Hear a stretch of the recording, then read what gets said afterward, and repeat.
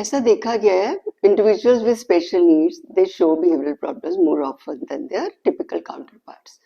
Behavioural problems होती क्यों हैं? What are their causes? Why do they happen? All I can tell you is there are many factors which are responsible for creating behavioral problems. But एक बात और भी है कि behaviors are learned. So if they are learned, they can also be unlearned. तो जैसा कि मैंने कहा बहुत सारे फैक्टर्स हैं, उनमें से एक फैक्टर्स क्या है कि उनको कुछ बेनिफिट्स हो रहे हैं. Say for example, a child is asking questions, same questions again and again from the teacher, and teacher is answering those questions. इसी तरह से जो है ना, बच्चा रास्ते में मिलता है आपको, चाहे दिन में 6 बार ही मिलता है, तो he says namaste to you and you say namaste to him. So basically he is doing it to get your attention. He is troubling the child who is sitting right next to him, snatching in things just to get teacher's attention. Teacher will say, why you are doing this? Why you are troubling him? So that's what he wanted.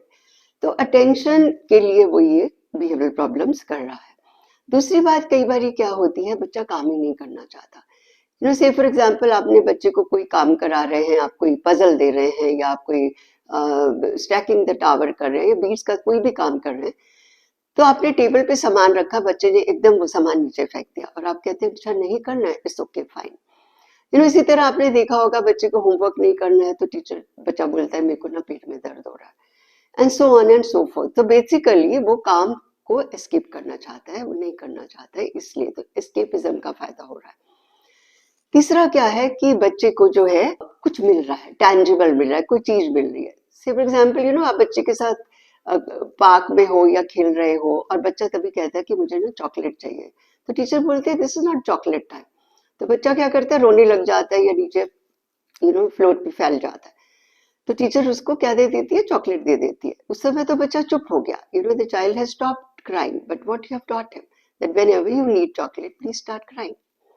Okay, so इस तरह से ये बच्चे जो है व्यवहार सीख लेते हैं.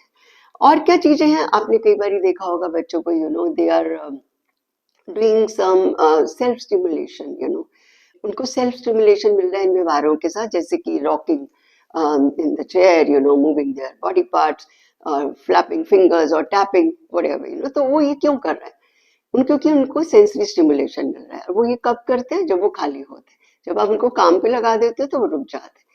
तो stimulation, you know, sensory stimulation मिल रहा है.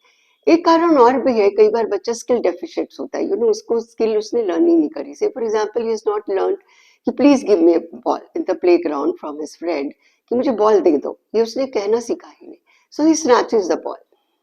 और दूसरी बार आपने देखा होगा कि बच्चे को आपने कुछ काम करने को दिया and he is not ready for it, he can't solve that puzzle or he can't write because he's not ready for it, and he starts jumping around, he leaves his chair and goes around. The teacher says he's hyperactive, but actually speaking he's not ready for that job, he doesn't have the prerequisite to do that job. तो इसलिए skill deficiency के कारण भी ये behavioural problems होते हैं. तो हमको क्या करना है, ये सारे फैक्टर्स को समझकर इनको सारे फैक्टर्स को एनालाइज करना है और बेनिफिट्स को हटाना है या कम करना है, और एनालिसिस करके हमने स्टेप बाय स्टेप उसका मैनेजमेंट प्लान बनना है, जिससे कि उसकी बिहेवियरल प्रॉब्लम कम हो जाए. इसका डिटेल में मैनेजमेंट प्लान कैसे बनता है, मैंने एक वीडियो बनाई हुई है जिसका कि लिंक मैंने आपको कैप्शन बॉक्स में शेयर कर दिया है. You please watch that video and come back to me with your questions.